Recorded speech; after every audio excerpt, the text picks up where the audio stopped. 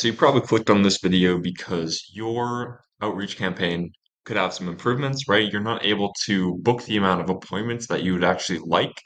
In this video, this is basically the training that I've created for my setters to book me over 100 appointments every single month, all of which are qualified and actually show up to these calls, right? I'm going to give you the entire framework on how we actually use something called reply theory to actually get these people from interested to be on a call, having a sales conversation with us, which then we can use to obviously sell more clients into our programs. So this is basically this is a very in-depth training that I use, like I said, to give to my setters who are doing absolutely fantastic in terms of how many meetings they're booking. So basically, I'm going to give you all this. I already have a pre-recorded video that explains all of this super in depth. So I'm just going to play that up here. And if you have any questions, feel free to let me know. But this is going to basically turn your business from booking a very limited amount of appointments to a lot of appointments, right? Now, one thing before I go ahead and play this, right? If you don't have the amount of volume that you need to in order for this to actually be able to book 100 appointments, obviously that is the number one thing. But this is going to double, triple your conversion rates just from this document alone. So I hope you enjoy. Okay, welcome to Reply Flow Theory.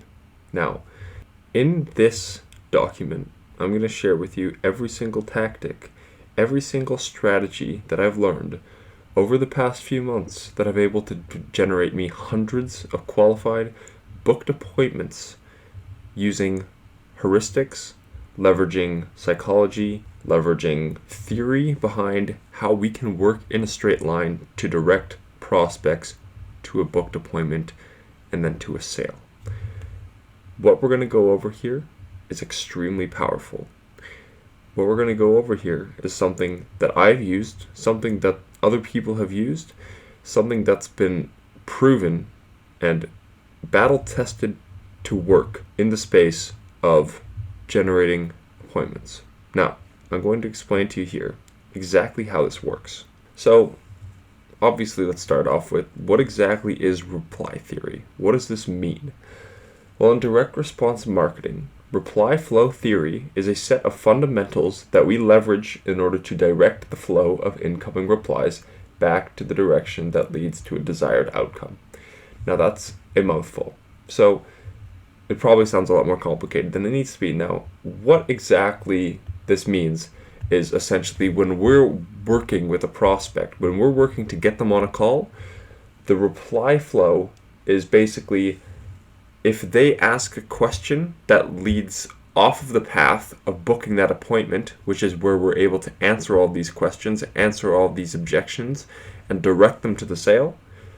If they stray away from that by asking questions, the reply flow is essentially putting them back on track to the path that's going to lead to booking a call. So, with direct response marketing, our number one goal is to get a prospect booked onto a call. If we don't book them onto a call, we cannot close the deal, and if we cannot close the deal, we cannot help the prospect. This is why it is our number one priority to book the prospect on the call, because it is our number one priority and our moral responsibility to help them. And we cannot help them if they don't go on this call. Now, if the prospect is in a situation where they have a problem and the offer of a business is able to solve that problem, once again, we have the responsibility to get them on that call and to get them closed so that we can help them. In order to do that, we must work in a straight line to get them booked onto this call. Once the call is booked, it is the salesperson's job to discover what specifically their painful situation is, if they can solve that problem, and then go ahead and presenting them the solution to that problem. Now, this means that if we are engaged with someone who has a specific problem, we have to get them on this call. We have the responsibility to get them on this call for the best interest of the prospect, for the best interest of the business, for the best interest of the salesperson, for the best interest of every single person involved in this process. So, in case this isn't 100% clear, here's a metaphor. So, a blind man with a service dog is attempting to cross the street. The goal of the dog is essentially to steer the blind man in the correct direction so that he can successfully cross the street. It is in the best interest of all parties involved that the blind man successfully crosses the street.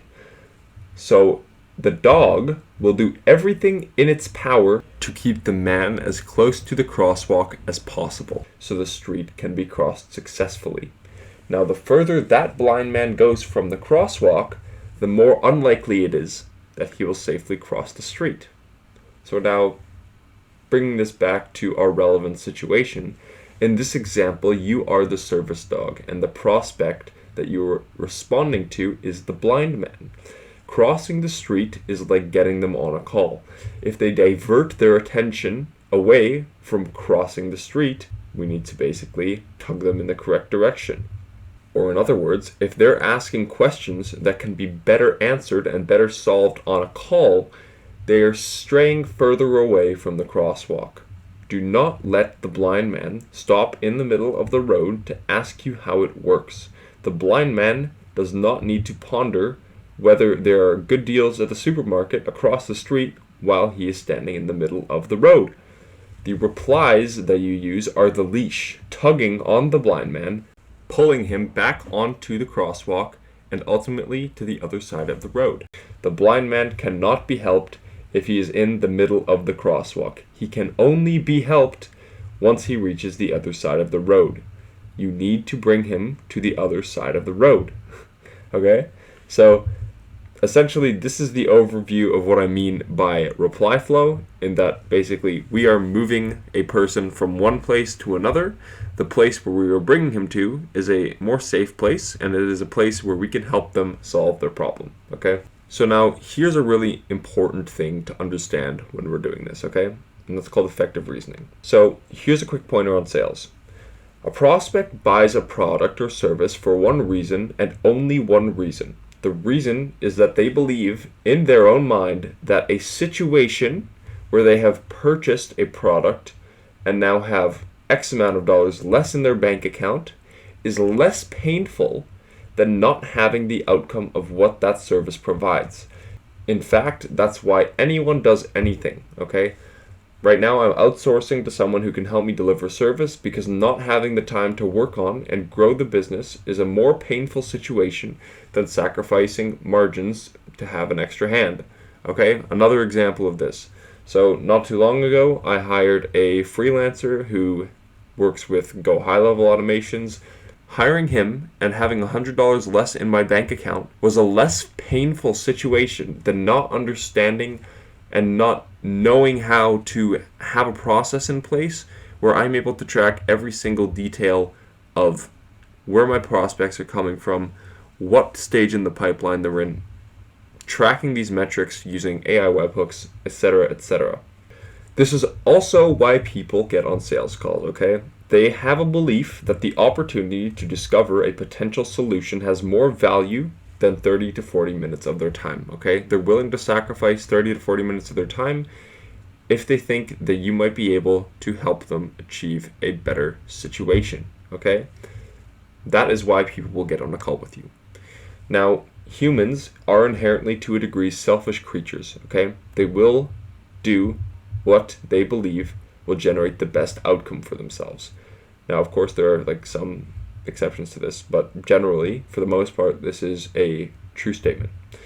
The only way that you can convince someone to take an action is if the pain of their current situation, plus the confidence that they have in you, that you can help solve their problem, is greater than the doubt they have about your abilities, plus the cost of the opportunity that you're requesting.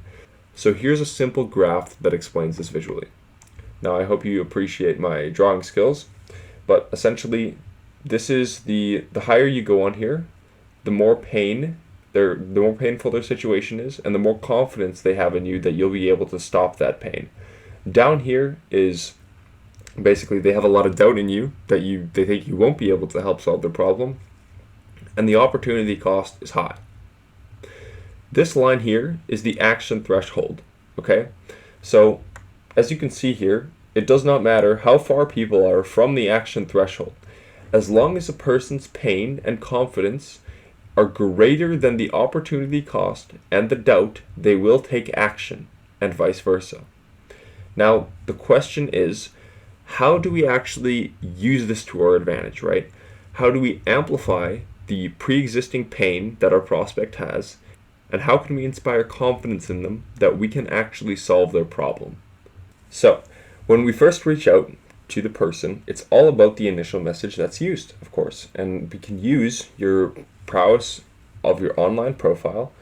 You can make a guess that they have a certain pain point, pre-address common objections, and define a specific call to action. This is how we craft a perfect initiation message, okay? Once they reply, most of them will not, this is where the action happens, okay? So this is where we must overcome the friction of the blind man walking in the wrong direction. We must pull the leash hard enough by amplifying the pain and increasing their confidence that they have in us to be able to solve that pain, which we can then complement using psychological levers and tactics. So first of all, let's go over confidence and pain. How do we inspire confidence and how do we amplify pain?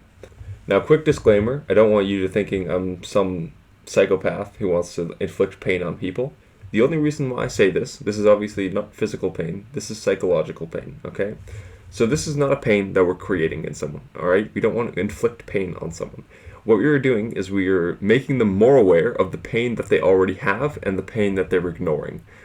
The reason why we do this, the reason why we bring up this stored pain is because obviously our goal here is to fix it, okay? We don't want to just amplify their pain and then say, okay, bye, right? We want to basically bring up a problem that they may have been ignoring and say, hey, I know that you're pushing this aside into the corner, okay? But I can help you solve it. Isn't that better than just ignoring it, right? So we're bringing that up. They're going to be like, oh yeah, crap, okay, I am not getting enough clients right now. This is really hurting my business. So let's solve it, right? So this is actually what we're doing. So firstly, let's go over confidence, okay? So if you don't position yourself as someone who understands what it's like to be in your prospect's shoes, they will not find you relatable, and convincing them of anything may be difficult, okay? Empathy is the most important factor in debatably all of business, okay? Every single aspect of business revolves around empathy. If you cannot resonate with your audience, you will not have any authority over them. You will not connect with anyone. Like, if you don't understand the person that you are reaching out to, it is very hard to do anything, okay? So the most important thing is to understand your audience and empathize with them, okay? Now, of course, the more specific you get, the better, right? You can use this in a broader sense where it's like, okay, so I know that business owners have this specific characteristic where most of them are trying to grow their business, right? Which is most business owners, of course. Most of them struggle with getting clients. Now, of course, when we niche down into specific areas, there's going to be conditions that these different audiences possess that we can use to strengthen the amount that we can empathize with these prospects. So eventually, that's what the goal is here. Now, if we're looking at profile here, okay, people need to see that you have a valid online presence in order for them to actually trust you to a degree. So if you have a messy house, right, people are not going to want to come in. And if your profile looks like some hobo on the street, people are not going to want to trust you, okay? You have to start speaking to your audience in any writing that you do online, as well as present yourself as a professional in your field, okay? You have to make them confident that you actually know what you're talking about, okay? You can go and sell all these services in the world, but if people go on your profile and see, okay, this guy is just another one of those like get rich quick schemes, another one of those I offer this guarantee, right? They're not going to trust you. So you have to have some kind of backing behind what you're saying and that is done through your profile. And that is why building an online profile is so vital to your business. Now, results, of course. This is one of the most important factors when it comes to inspiring trust. However, not everyone has this, and that's all right. How we use this is very simple. It's just basically showing them how we've taken someone just like them to a situation that they want to be in. Okay, and we show them that, and that's going to obviously inspire a lot of trust. Now, if you don't have that right now, that's all right as well. It just means you're going to have to work a little harder to get there. Obviously, if you can't promote the results, and you're going to have to rely on this and this a lot more, but ultimately, this is going to be able to carry you through to an extent, and then once you actually get those results, it's just going to be exponential growth from there. Now, the second one is pain, okay? So, essentially, the main thing here is provocative messaging. So, messaging prospects saying things like, I'm looking for people struggling with appointment setting and don't want to keep staying stagnant would be a good way to call out a group of people that are basically plateaued in their business and are struggling with actually getting people on sales calls. Now, basically, the reason behind this works is we're using the words like don't want to keep staying stagnant, okay? Like, people will see this. It's like, okay, they realize the situation that they're in. It's like, okay, well, my business has not been growing for like 3 months, so there's obviously an issue with that. I haven't been getting the amount of inbound appointments that I need. Maybe it's time to try something new, okay? And then they're going to be like, okay, send me some more information because of that pain, right? Now, basically, you're telling them here that you have a solution to fix that problem, okay? This is going to be opening the gate for that pain to be relieved once they book a call and buy the solution. The same effect can be achieved through questioning. Now, asking the prospect questions more about the problem that they're currently facing is more relevant on sales calls where you can have more in-depth conversations and where you really need to bring that out. However, it still can be used in specific situations when it comes to replies. Now, these methods work only to the best of their ability and their fullest potential when paired and combined with 1, 2, 3, or more psychological strategies. So, I want to put a disclaimer before I mention this. These psychological levers that I'm going to explain are extremely powerful. These should not be used out of context. They need to be used ethically. Once the prospect has replied positively, they have essentially confirmed your suspicion that they have a painful situation, okay? And in order to overcome that situation, we need to present them with a solution, which is done through a sales call. If we don't get them onto the sales call, we are doing them and everyone else a huge disservice. This is where an understanding of psychology is most important and most helpful. So moving on, psychological leverage. The main premise of this topic is the use of heuristics. Now, what is a heuristic? Okay, so in simple terms, a heuristic is best described as a mental shortcut, a pathway that is predispositioned in the human mind to take certain actions when presented with a specific stimuli. So what does that mean? So here's an example, okay? Let's say you're going through your inbox on email and you see someone sent you an email. Reading this email, you see the first line says, "Hello, sir," okay? 9 out of 10 times, you're going to close this email. Why? Okay? There is a reason. It's not just you're looking at it and you are thinking about it, right? This is something that you've seen a million different times and you've already created that mental shortcut that sir means something, okay? You've probably seen an email starting with "Hello, sir," or "Hi, sir," or better yet, "Good evening, sir/ma'am." Yes, I have received this one before, because before you even read, you already know exactly what this email is going to say because you've got these messages 800 million times and they're all messages from India reaching out to you asking if you need any SEO services. Now, I have nothing against anyone from India, but this is reasonably true. Your brain is automatically taking a shortcut to delete that email because that is what it has been trained to do. If you receive the same stimuli over and over again, you're going to see those patterns, you're going to pick up on those patterns, and your brain is automatically going to shortcut to the response that you normally take when you see those patterns. Now, I could send an email saying, "Hello, sir," and then say something completely different underneath. The open rate on that email is going to be abysmally low because everyone has seen that opening, and it's 99.99999% of the time, it is the exact same thing. Well, now, what are some more practical cases in which we can use this knowledge, okay? Because that's cool and all. But how do we exactly use this? So, right now, in terms of heuristics, I'm going to explain a few extremely important ones that I've used myself and achieved amazing results with, that I've used to book over 100 sales calls. This is basically what this looks like. So, heuristic number one. This is the identity heuristic, okay? So, people who identify and or associate themselves with a certain characteristic very strongly will shortcut to believing anything that promotes that characteristic. So here's an example, okay? I work with agency owners, and what I've learned from working with them is that a lot of them strongly identify with hard work and discipline. And what I mean by this is they very strongly coincide with that. So here's what I would respond to someone if they ask about whether there's a setup fee or not. So here's an example. "Hey Mauro, great question.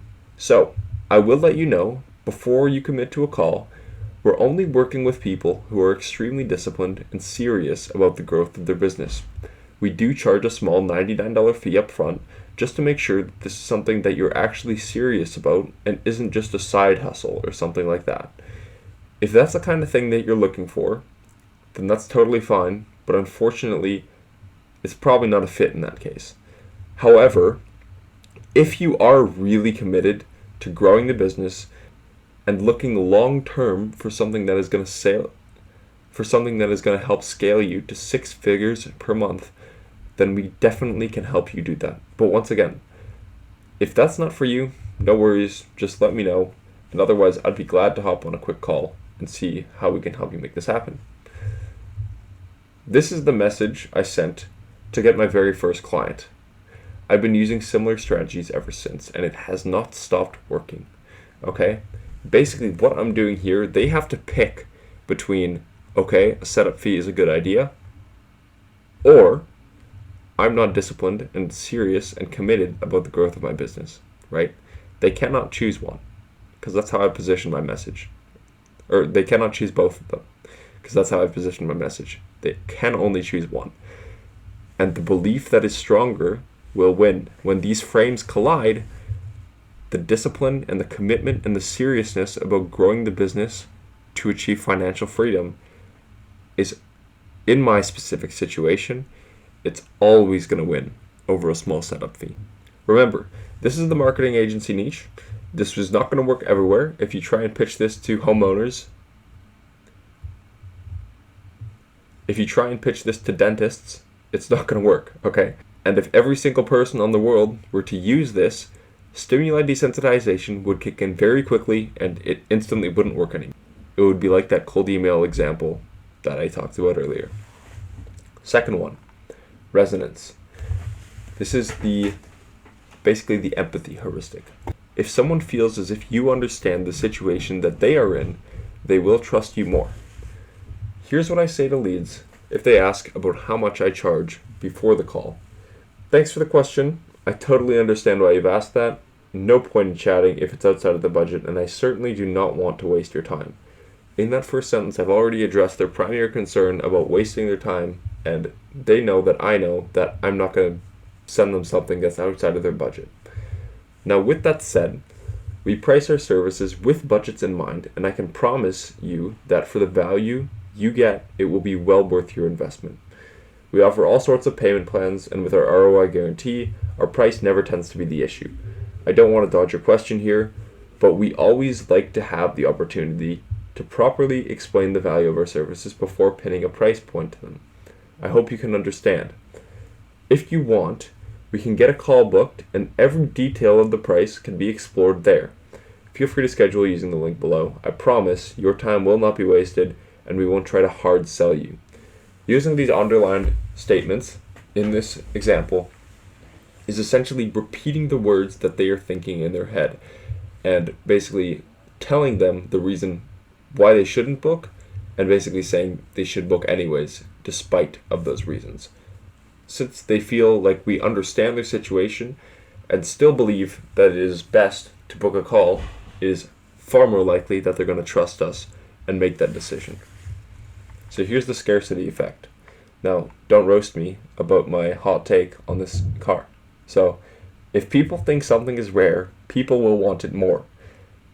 That is why someone bought this stupid Bugatti for $100 million. The reason why it costs that much is purely because only 7 were ever manufactured. If 7,000 were manufactured, I doubt it would sell for $5 million. Okay, so you understand that people care a lot about the rarity of something. Because if everyone had it, it wouldn't be valuable. Here's the thing. Like, all of these expensive things, they're not very common. Okay, people like uncommon, people like rare, people like scarce, people like something that isn't widely available. This is why people buy things like Rolexes, people buy things like Bugattis. It's all because there isn't that much of it. And if they are one of the people that have it, it makes them feel special. Okay, that is the only reason why people buy things like that. Now, you could feel free to argue with me on that. I'd be more than happy to have a discussion on it. But scarcity effect is not something that I just made up. This is real. So this was a Facebook group post that I posted towards the beginning of my journey that converted extraordinarily well. So this was the post. Agency owners, I've recently launched a new beta program for hardworking entrepreneurs in the marketing agency space. We work on a performance-based payment plan and only profit after we deliver. I'm only offering this to 4 more people, so if you're interested, DM me on Facebook and I'll send you some more details. P.S. I'm only looking for people who are actually serious about this and are committed to building something long-term. This is not a get-rich-quick scheme. So, as you can see here, I said I'm only offering this to 4 more people, right? And now I'll get into the reason on why 4 later. There is a specific reason for that, and there is a specific heuristic for that. But essentially, the fact that I'm only offering this to 4 more people right now is using that scarcity effect to then get more people interested in the product. The next heuristic is the standout bias, okay? This is basically, if something is out of the ordinary, people are more likely to pay attention to it. This goes for basically everything, okay? I get contacted every single day by people saying, I can help add more clients to your business. I do not read them, okay? Because they are all the same, and they all do the same things. However, once I got contacted by someone asking me if I needed more companies for my program. Now, I sat there looking at that, and I actually did not delete the message like I normally would. He said the exact same thing with literally different words. He used synonyms, and that actually held my attention. Minutes later, I ended up finding myself inside his sales funnel. This to me is the most mind-blowing out of all of these, because this actually, it's such a simple change, but it made such a huge difference in terms of actually grabbing my attention and being able to show me his product. So if you can say something that's even slightly different from what everybody else is saying, it's going to get a lot more attention. Now, next one is the odd number bias. So this is basically what I was talking about before, and it's essentially similar to the standout heuristic, but with numbers. So in the scarcity heuristic example, like I said for my Facebook group, I was only accepting 4 more people into the program. Not 5, not 10, 4. The more weird the number is, the more realistic it becomes. If someone messages me saying, I can 10x your business in 90 days or less, okay, it's like, that's just a template and I've heard that a million times. I'm going to ignore it because everyone says that. If someone says, I can 7x your ROAS in 48 days, I'm instantly more intrigued because that sounds more realistic in terms of the sense that he might actually have done that. He is using such specific number that it's like, why would he come up with that such specific number rather than just making up a normal number? It just seems a bit weird, and it's instantly more intriguing. The next heuristic is the negativity tendency. People are more scared of risk than they are excited by reward. Fear drives people to take action more than potential gain. This becomes obvious just by watching the news, okay? So here's a quick question I ask my prospects on the sales call after they have described their goals to me. Okay, so I guess the question now is, why do you need to fix this problem now? Why not kick this can down the road and keep doing what you're doing right now? At this point, the prospect sees the negative outcome of continuing to do what they're doing and sees the negative outcome of not working with me. It's almost as if it is more risky, which it is, on all honesty, it is more risky to not work with me rather than just seeing the benefits of if they do, okay? It's a double-edged sword here. When you're trying to convince someone of something, you don't just outline the benefits of what would happen if they do that action, but you also have to outline the risk involved if they don't. What is the risk involved with the status quo? That is what we need to bring out. Okay, so the next heuristic is the inconsistency tendency. So people tend to be consistent with what they have previously said. Now, how can we use this, okay? So I used to have an objection where I would have people questioning the quality of my leads that I would help them get. So initially I thought, okay, well, these people are marketing agencies as well, right? They know what a qualified lead is, and they know how to get a qualified lead. So what I can do is I can pre-handle this objection by asking them a question about how they get quality leads. So this is the question that I asked. I asked this at the beginning of the call. How do you make sure that the leads that you get for your clients are qualified?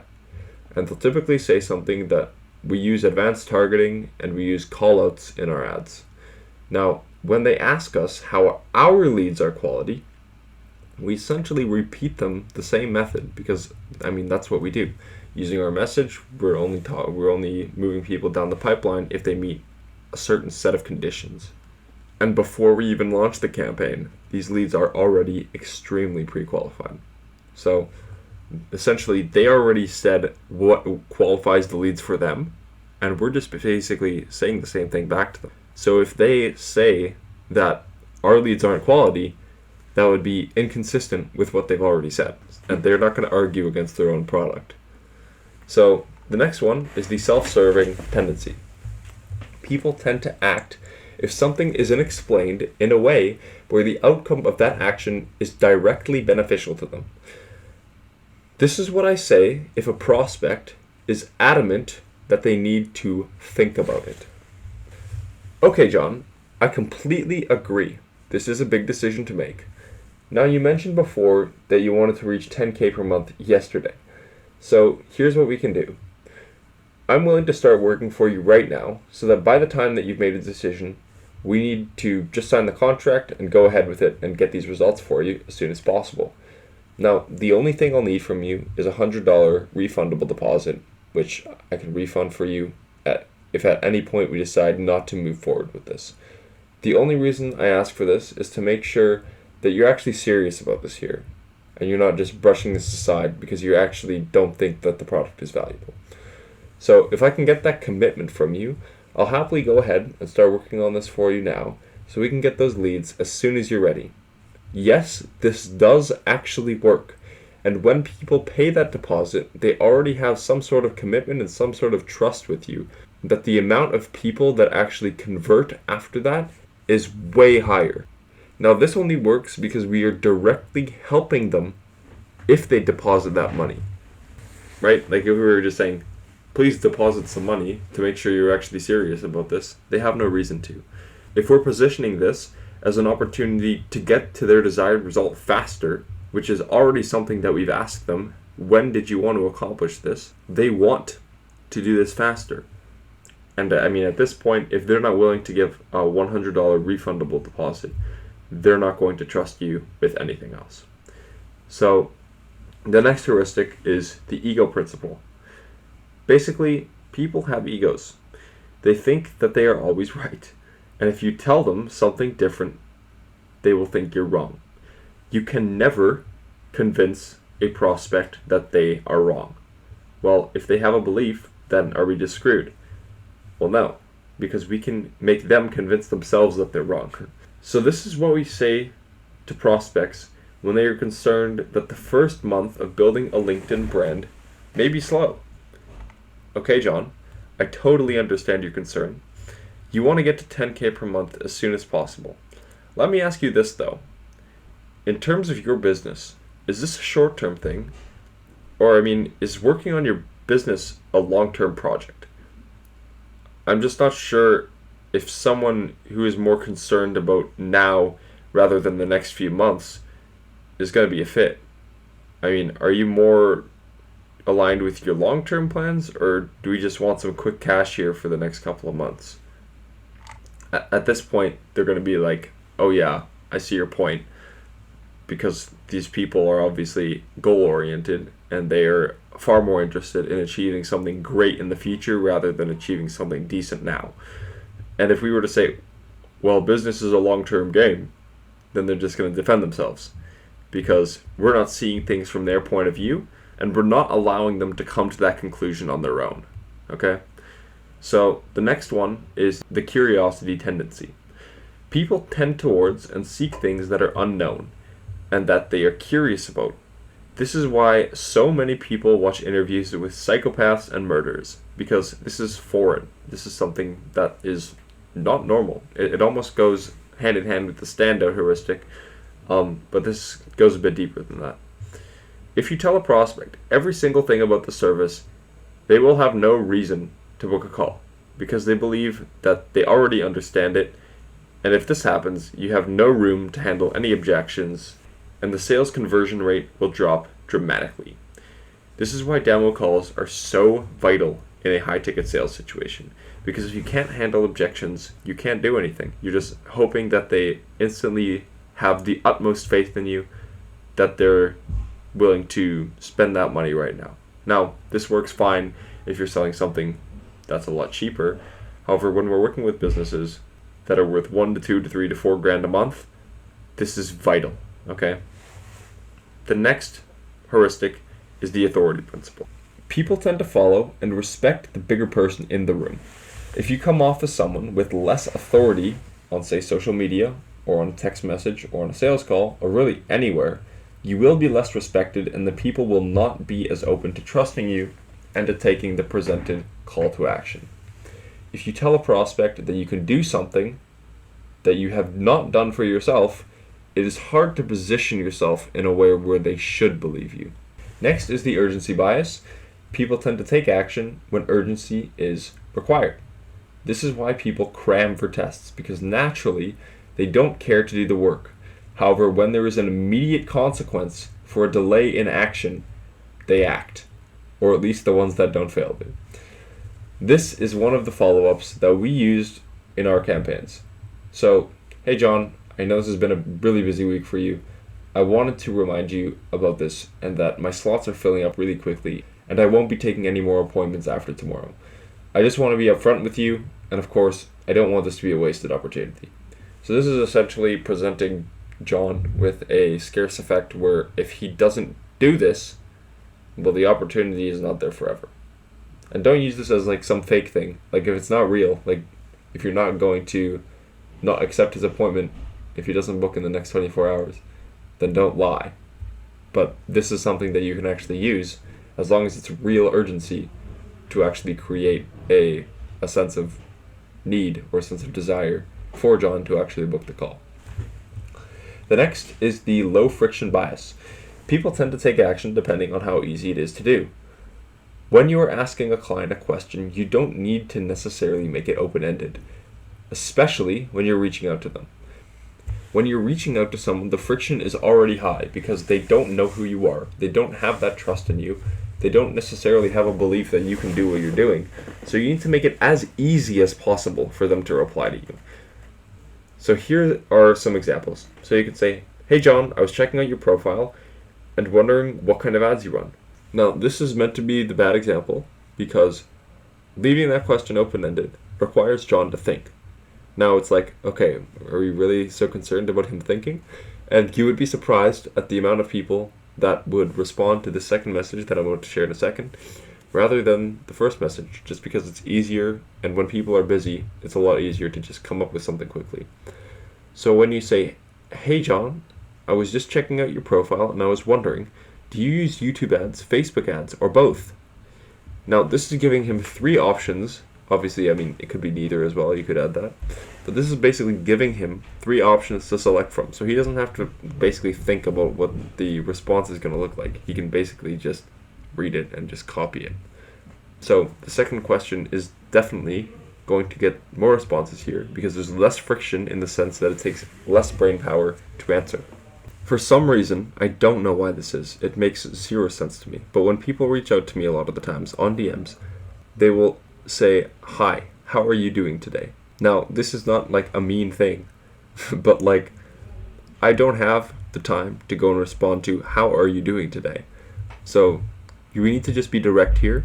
We need to ask straight up questions with answers that someone does not have to think about and respond.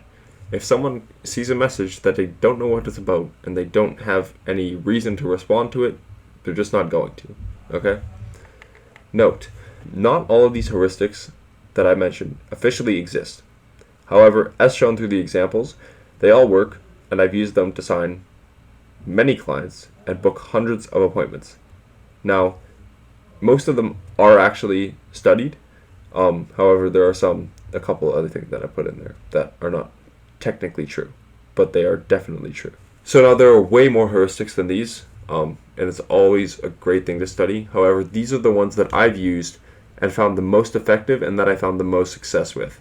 So finally, below here, these are some reply templates that have been extremely helpful when it comes to handling responses. These are all built off of these different heuristics, and they've all worked in terms of basically booking me calls. I've used all of these, and they've all helped me book calls, other than this one, which is not really a reply. It's just basically if they're not interested.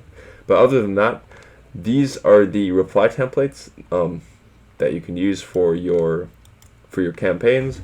Don't copy and paste the exact same thing, because obviously when it comes to stimuli desensitization, if everyone is sending the same message, it's not going to work anymore, and you're going to be sat there thinking, "Why isn't this working? Josh said it worked." And yes, it does work. And if every single person copies it that sees this video, it is not going to work anymore. So just bear that in mind. Change some of the things, use the frameworks, and yeah, best of luck with these. That's all for this one.